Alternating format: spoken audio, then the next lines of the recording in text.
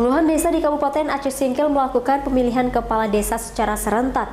Namun banjir yang melanda sejumlah desa di Kecamatan Singkil beberapa hari terakhir membuat sejumlah desa harus menggelar pilkades di tengah banjir. Sejumlah desa di Kecamatan Singkil, Kabupaten Aceh Singkil terpaksa menggelar kegiatan pemilihan kepala desa di tengah genangan air banjir.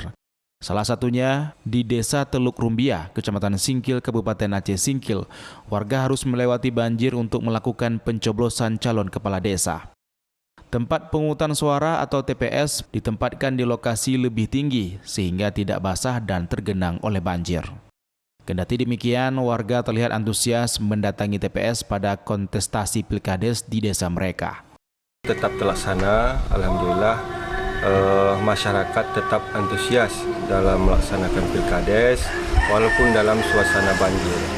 Sebanyak 49 desa pada 11 kecamatan di Kabupaten Aceh Singkil dijadwalkan melakukan pemilihan kepala desa secara serentak. Namun karena sejumlah kendala hanya 45 desa yang melakukan pemilihan, sementara 4 desa lainnya ditunda sampai 28 Oktober mendatang. Dari Kabupaten Aceh Singkil, Suparman Munte, iNews melaporkan.